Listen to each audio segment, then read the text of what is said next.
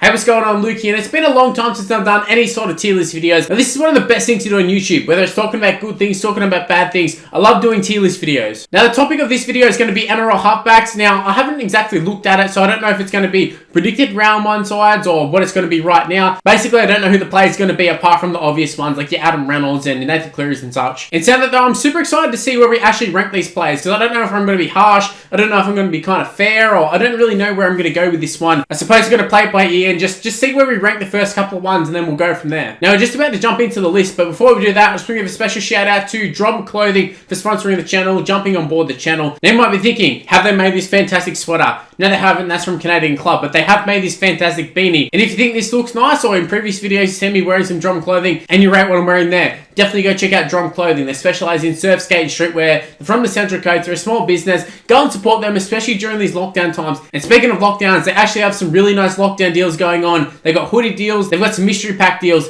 Definitely go and check them out. Also, make sure to check out my social media pages. It's on the screen right now. It's Mr. Luke and YT for the most part. It's Mr. Luke just a Facebook, but for everything else, it's Mr. Luke and YT. So definitely go check that out. Also, if you happen to like this video, make sure you go ahead and leave a like on this video and subscribe to the channel if you're new around here. Also, make sure to use the notification bell. It's super important in terms of you actually seeing these videos. Don't rely on the sub boxes. Use the notification bell. Now we've got all the plugs out of the way. Let's jump into this tier list. So here's our tier list. You can see our categories on the screen right now. We have elite, we have quality, we have do the job, not that great, and unproven. Now I've seen BKR Sports do this. Sometimes I agree, sometimes I don't. So I thought it was fun to do my own one. Now I've got to admit, I'm a little bit drunk while doing this. So this is going to be a drunk version of this. I don't know if I necessarily will agree with it the next day, but we'll see how we go. So the players you can see on the screen at the moment. Hopefully I know all of them. So we're starting off with the first player. It's going to be Adam Reynolds. Now this is going to be an interesting one because I think this sort of sets a precedent going forward, because Adam Reynolds is a pretty solid one. He's been known for a long time. He's played for New South Wales. He's won a premiership. So in terms of where you put him, it's you can sort of work around that going forward. So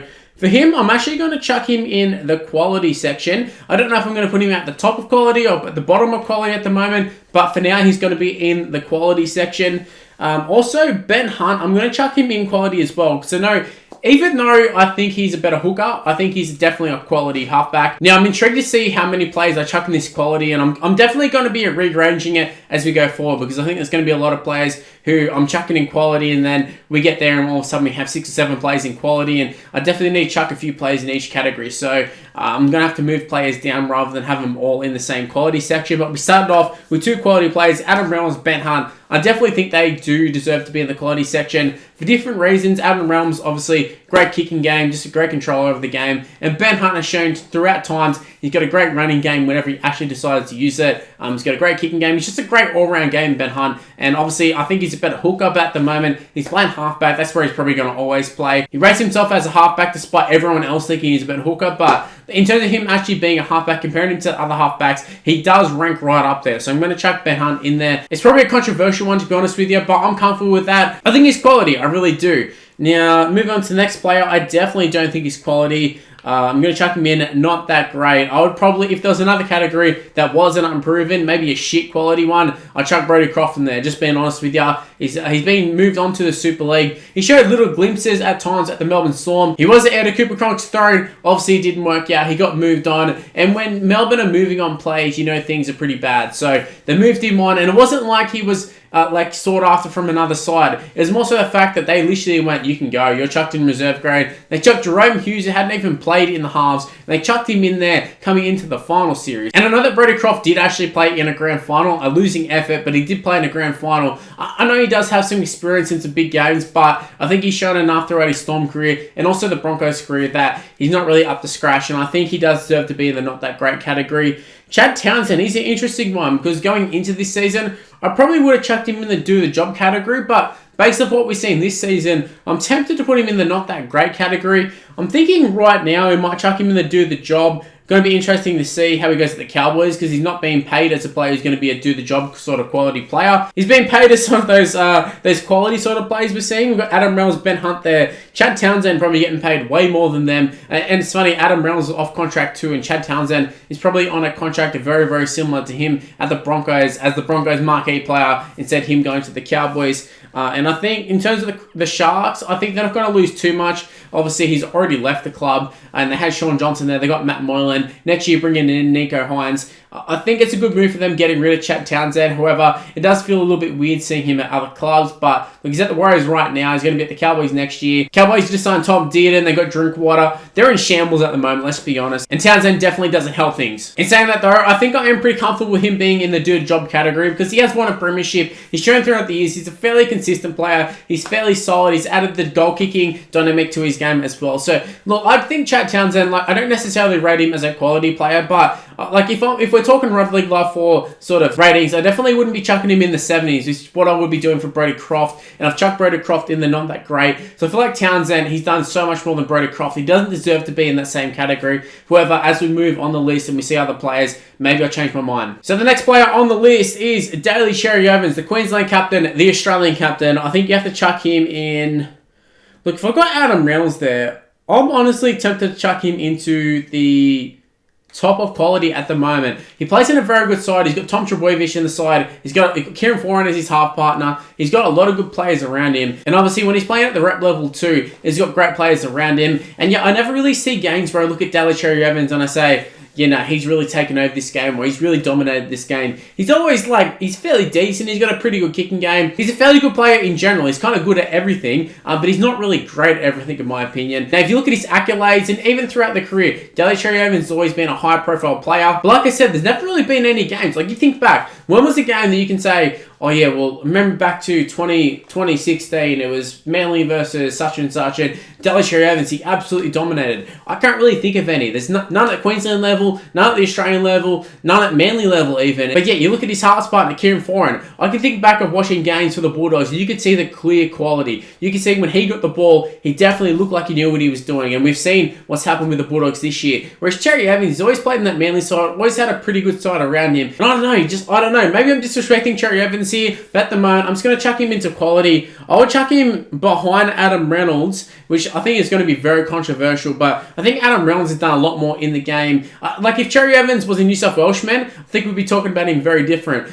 So we've got Adam Reynolds there, who is a New South Welshman, stuck behind Mitchell Pearce, stuck behind Nathan Cleary now, but I think he was stuck behind Pearce, not due to the fact that he wasn't good enough, but just due to the fact that obviously New South Wales just kept picking Mitchell Pearce. But if you had Cherry-Evans there, I think he wouldn't have got picked either. It's just like a weird dynamic in New South Wales. And honestly, the more I think about it, like if you had Adam Reynolds or Cherry-Evans or Ben Hunt or whatever, I don't really mind where you place them, but I do think they're all quality halves. It's just, I think Cherry-Evans just missing that little bit of oomph. Like, I feel like we know Nathan Cleary is going to be in the elite. Let's just chuck Nathan Cleary in there now. Where's Cleary? Let's just chuck him into the elite category. We know he's going to be there, so let's just chuck him straight in there. Now, if you chuck him in at the elite, you compare him to Daly Cherry-Evans, you compare him to Adam Reynolds, compare him to Ben Hunt. I think they're so far off Nathan Cleary at the moment in what he offers to the Penrith side and just obviously New South Wales side, offers to teams in general. I think you start to see where the actual tiers are. So you got elite Nathan Cleary's there, you got the quality sort of section. I think those three there, Ben Hunt, Adam Reynolds, Cherry-Evans, I think they're very fitting. Townsend, definitely in the next tier down. And then you got Brodie Croft. I think that's a pretty fair one. I've seen some of these tier lists and you see some players who just, you know, they just chuck everybody into the quality section or everybody into do that job. I think this is actually pretty good so far. Now, this is an interesting one. I just got done talking about how I think my list has been pretty good so far. Jahrome Hughes is a very interesting one because obviously he's not in the NRL anymore. And when he's been in the NRL, it was a short space of time. But he definitely had some good games. He had some bad games. He's had some glimpses of brilliance, but he's never really been able to produce things throughout a whole season. Now, obviously, he wasn't here for very long. He was only here for really the one season. So, do you chuck him in Unproven? Do you chuck him in do the job, quality, elite, not that great? For me, I'm actually going to chuck him in the top of do the job. I think he's obviously better than Chad Townsend, but he's not anywhere near the quality of some of the other guys. Now, if he had stuck around the NRL for a little while and maybe played in a better side than Raiders this year, I think maybe you would have seen a little bit more out of Jahrome Hughes. I think he's got all the attributes to be a quality half. Just, he's quite young and he just doesn't have the experience in the NRL as some of the other guys. But at the moment, I would rate him above Chad Townsend, not in the sense of accolades, but in terms of just 2021, I think he's a better player than Chad Townsend. Throughout the career, I think Chad Townsend is much better, but Jahrome Hughes, I think right now is the better player. But maybe could have just been a product of playing in a pretty good Raiders side at the time. Then obviously this year they kind of went to shit. So we got to sort of see Jahrome Hughes playing a good side and then playing a shit side, and we got to see the clear difference in quality. So maybe the team definitely does affect things. For George Williams, I've chucked him in the do the job category at the moment. It could change, but I don't think so, especially when you look at the next player, it's Jahrome Hughes. I'm going to chuck him into the elite category. I really rate Jahrome Hughes. Now, it's crazy to think that he wasn't even a halves player a couple of years ago. Just got done talking about Brodie Croft at the start of the video, talking about the fact that he was the first choice half player, and he got kicked to the curb. I think it was between Riley Jacks and Jahrome Hughes. I don't know if Riley Jacks actually got to go, but Jahrome Hughes ended up in the halves. Played a little bit of fullback from memory.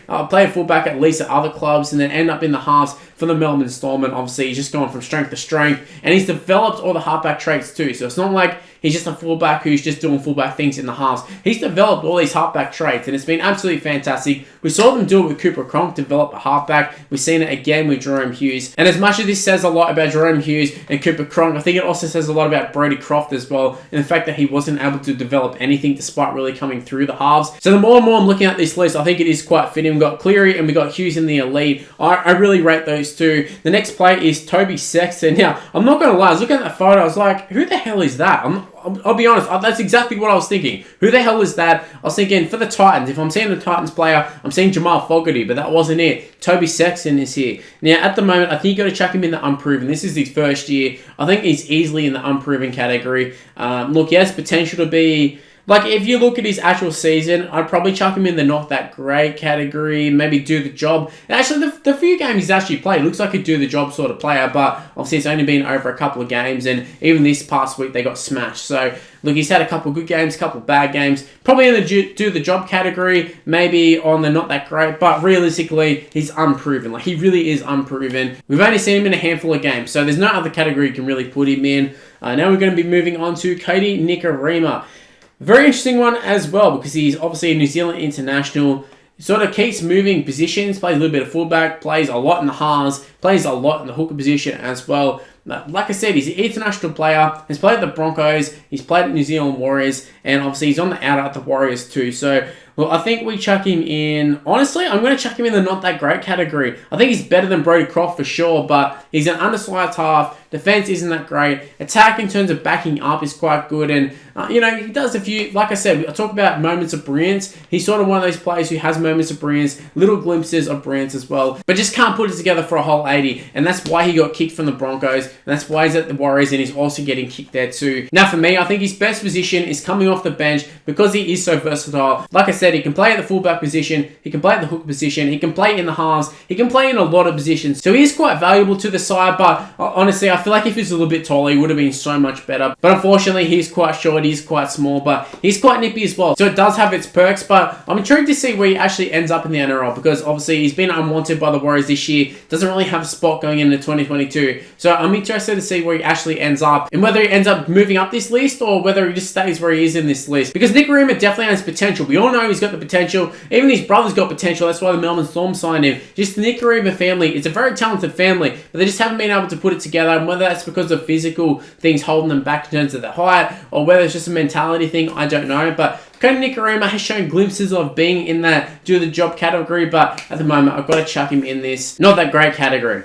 Speaking of not that great, the next player, he's wearing the Roosters colours there. He's obviously at the Bulldogs right now. Kyle Flanagan. Unfortunately, I'm going to have to chuck him into that not that great category right at the bottom there. At least Brodie Croft has showed glimpses. He's had some games where you look at him and say, yeah, he looks pretty good. Kyle Flanagan played in the Rooster side that just won back-to-back premierships, then moved to the Bulldogs side after getting punted by the Roosters, complained and whinged left, right and centre, did all the interviews, talked about how unfairly he was treated, went to the Bulldogs and has absolutely offered nothing to the Bulldogs side. And I'm a Bulldogs supporter, and I was hoping Kyle Flanagan was going to be the answer to our problems. Obviously, it hasn't been the case. And maybe going forward, maybe things are going to change. Maybe things are going to turn around, but it doesn't look like it. Looks like they're trying to ship him off to other clubs. And honestly, it feels like I'm being super harsh to Kyle Flanagan, but that's just the reality of the situation. He's not unproven. He's played a lot of games. He's played a fair few seasons. Even though the Sharks have got a little bit of a go, they let him go. Well, the Roosters signed him, but if they wanted to keep him, they would have kept him. We've seen them get rid of Chad Townsend. They're willing to get rid of players if they think they're not the right player. And obviously, Kyle Flanagan was a player they looked at and said, nah, we'll pass on him. Roosters signed him up. thought he could take over from Cooper Cronk. I think honestly they just thought we can just chuck in any player and we'll win a premiership, and obviously that wasn't the case, and they end up with Sam Walker there, they end up with Lachlan Lamb as well, Drew Hutchison, and they've all done better than what Kyle Flanagan did. And I know it's easy to look at last year and say, yeah, the Roosters were winning a fair bit and Kyle Flanagan was there and he played some pretty good games, but he was playing with probably the best roster. If you look at their actual roster, they had a fantastic roster. Like I said, they literally won the premiership 2 years in a row, but previously you chuck him in there and all of a sudden they got knocked out pretty easily in the finals. And the easy thing is to say, oh, well, they just didn't have the desire, they didn't have the mentality to win, and that probably is the case, but at the same time, Kyle Flanagan was there, and he's just the anomaly in this one. And then you add in the fact that you can compare Sam Walker to him, because Sam Walker came in the next year, and Sam Walker looks so much better. So much better, it's absolutely ridiculous. And also, you look at the hype of both the players. Sam Walker and Kyle Flanagan both had hype. Obviously, Kyle Flanagan's hype was a lot to do with the fact that his dad was Shane Flanagan, but nonetheless, he had a lot of hype. Sam Walker also had a famous last name in terms of rugby league, and he also had a lot of hype, but Sam Walker's actually delivered on it. So you can't say, oh, well, it's just a family name, you know, the hype's there, and he's quite young and all that, because Sam Walker is way younger and had way more hype, and he's actually delivered. So while I'm on that note, I actually may as well do Sam Walker now, because I'm actually talking about him. Now, I'm tempted to chuck him into Unproven, but I think he's actually proved enough that he's in the do-the-job category. He's not quite a quality player. He's not in that elite level, definitely. He definitely has the potential to be in that elite sort of category, in the quality category in another couple of years. But I think with a little bit more size to his frame and just a little bit more experience in the NRL, I think he'll definitely improve a lot. But at the moment, I think he's definitely showed enough to show that he is a do-the-job sort of player at the moment. He's not the elite player, but he has been able to win games single-handedly for the Roosters. So I think that chucks him above some of the other players on this list right now. I don't think we've been able to see Chad Townsend win a game for the Sharks in the last couple of years. I know his last game for the Sharks literally kicking a field goal, but he's only kicking a field goal because he played so terribly previously. George Williams at the moment probably have ahead of him, but at the moment just between him and Townsend, I think that's where you chuck in Sam Walker, because obviously we've seen some absolute highs, but we've also seen some lows from him as well. Now moving on to the next player, this is going to be a very controversial one. I think there's going to be a lot of talk about this one. Just even with me looking at this one, I'm looking at Luke Brooks and I go, I don't really know where I actually put him. Is he not that great? Is he do the job? I feel like he's somewhat both. Depends how you look at it. He plays in a Tiger side that doesn't have any star players. Their forward pack is a bunch of guys. Like if you chuck him into any other side apart from maybe the Bulldogs, they don't start. They're probably in reserve grade. And yet we look at Luke Brooks and we say he should be doing so much more. You compare him to Mitchell Moses, also on this list. You compare him to all the other players. Tedesco is also at the Tigers. You compare him to other guys who are just in the NRL in general. And we always compare them and we always say Luke Brooks doesn't do much. He doesn't offer much. The Tigers should get rid of him. And honestly, I think the Tigers should get rid of him. But does that mean that he is a bad player? No, it doesn't. I just don't think he's the fit for the Tigers. He's been there too long. He's sort of got that losing attitude with the Tigers.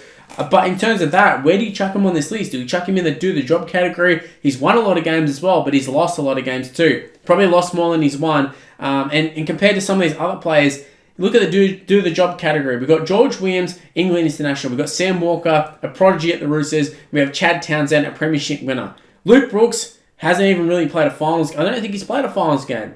So for that reason, I'm going to chuck him at the top of not that great, because honestly, you compare him to the other guys with all the accolades, he's nowhere near the quality players. No, definitely nowhere near the elite players. But the do-the-job, he doesn't even fit in that category for me. And even that's with Sam Walker, who's only played this year, and he doesn't even fit with that guy. So look, you have Cody Nickream there, Brodie Croft, Kyle Flanagan. Maybe he doesn't necessarily need to be in the same category as Kyle Flanagan and Brodie Croft, but between him and like Nickream and stuff, I feel like that's pretty similar. So I'm going to chuck Luke Brooks into the not that great category. Michael Morgan, he's retired. I don't even know if I want to list him.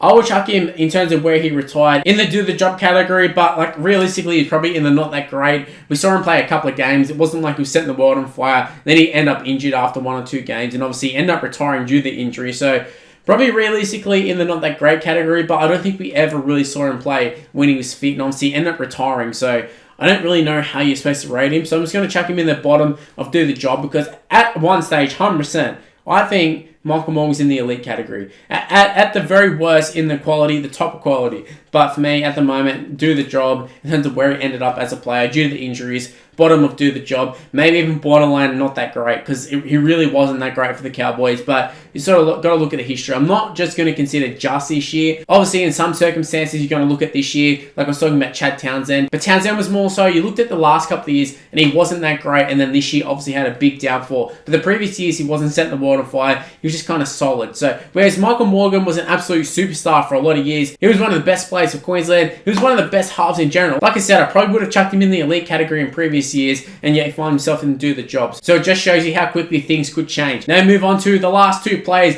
These two are going to be super controversial. Actually, it is interesting looking at the unproven category, the fact that Toby Sexton is the only player there. I thought there'd be a few more players there, but all of the starting halfbacks are pretty much proven players at this point. Whether they're proven good or bad is a different story, but nonetheless, they're proven apart from Sexton. And these two guys are definitely proven. Mitchell Moses, where do we chuck him? I feel like do the job, quality. I'm actually going to chuck him at the back end of quality. I feel like he's not as good as Ben Hunt. And we look at Mitchell Moses, when he plays at his best, he's like the perfect sort of guy you want a Rugby League life for, those sort of video games. He's quick, he's got a decent kicking game, he goal kicks, defense is okay, but just something about the Eels side in general, and Mitchell Moses is a big part of it. You look at guys like Gutherson as well. I was saying to a co-worker today, I said, you look at your teams like the Storm, you look at your teams like Penrith, they have absolute gun halves, and then Parramatta have that next tier down, and I think this fits it perfectly. Mitchell Moses in the quality, whereas you got Melbourne Storm, you got Parramatta in the elite. You look at the top four here, in the quality, you've got Adam Reynolds, and there's Mitchell Moses there as well. So there's the top four in terms of actual real life. I don't know if that necessarily reflects the actual ladder. And even Daly Cherry-Evans is in there as well. So I think I'm pretty spot on when I say that, in the sense that Parramatta have really good halves, they're just not the elite ones. While also still being one of the better halves in the game. You can see here, I've got him listed as number 6. So that's still not bad. But I think where Moses is, it really symbolises where the Parramatta Eels are. Because like I said, Mitchell Moses, fantastic player, but he just isn't that the elite quality. And that's why Parramatta aren't winning premierships. That's why they're not even really competing for premiership, despite being a top 4 side. Now, speaking of sides who aren't premiership contenders, here's the Newcastle Knights and Mitchell Pearce. I'm going to chuck him at the end of... Oh, this is going to be controversial. Do I chuck him in the do the job category, or do I chuck him in the quality? Honestly, I'm tempted to chuck him in the do the job category. I feel like in terms of at his peak, I think Mitchell Pearce is in the quality category. I think he's very good, especially club level Mitchell Pearce. Rep level and club level Mitchell Pearce are two different things. They're two different enigmas. Mitchell Pearce goes and plays for New South Wales and plays like shit. Plays for the Knights or plays for the Roosters, and we've seen him have some absolute belters. He's been so good for the Roosters. And when he's fit, he's generally pretty good for the Knights, but at the same time, he hasn't really delivered anything for the Knights. They haven't really put a dent in the finals. He's been injured a lot of the time, so how can I really justify putting him up there with Adam Reynolds, Daly Cherry-Evans, Ben Hunt, and Mitchell Moses? With Ben Hunt, I know Dragons haven't really done a lot too, but they definitely got further than what the Knights have. And then you add in Queensland performances as well, and whether it's in the hooker position, whether it's in the halves, I don't really care. But Ben Hunt has been quality in games. Mitchell Pearce, not so much in terms of rep games. So look, this definitely is a tough one. This is one of the toughest ones because I feel like Mitchell Pearce, he's right in the middle there. You got 1, 2, 3, 4, 5, 6, 7. You got 7 plays there out of 16. He's not quite in the middle, but look, you look at those two guys, Mitchell Pearce, George Williams. I think Mitchell Pearce is definitely better than George Williams. Better than all these other players at the moment. And the fact that he's not in quality, I think, does come down to injuries and his age, and also just off-field antics too. I've got to take that into account. But I'm really intrigued to see where you guys are going to put Mitchell Pearce. We put him into the job. Do we put him in quality? I'm sure there's even a few guys who put him in elite too. So I'm intrigued to see where you put Mitchell Pearce. In fact, I'm intrigued to see where you put everybody. Make sure you leave in the comment section below. What is your list? What is your 16? Where are you putting everybody? I really want to see where you put these guys. Okay, we're here to wrap up the video. I actually recorded it last night, however, it didn't record. Thank you, camera. Thank you very much. For obviously a new camera, a new angle. Apologies for that. But nonetheless, let's just wrap up this video. Now, I just want to say thank you to everybody who watched this video. Now, if you did happen to enjoy it, make sure you go ahead and smash the like button and subscribe to the channel if you're new around here. Also, make sure to turn on the notification bell. Don't rely on the sub boxes. Also, make sure to give me a follow on social media. It's on the screen right now. It's Mr. Luke and YT for the most part. But Facebook is Mr. Luke, but everything else is Mr. Luke and YT. So go ahead and give me a follow. And that's including Snapchat and TikTok as well. So give me a follow. give me an ad, do that sort of stuff. Also, shout out to Drum Clothing. I was wearing their clothing in the video, so definitely go check them out. They're a company out of Woi Woi in the Central Coast. Obviously, lockdown's been hitting them hard, so go ahead and support them. And they're doing some lockdown sales as well. Some mystery packs and also some mystery hoodies, so go and check them out. But yeah, that's where I'm going to end this one. Hopefully you did enjoy it. Stay tuned for more content on the channel, and I'll see you till the next one. See yous.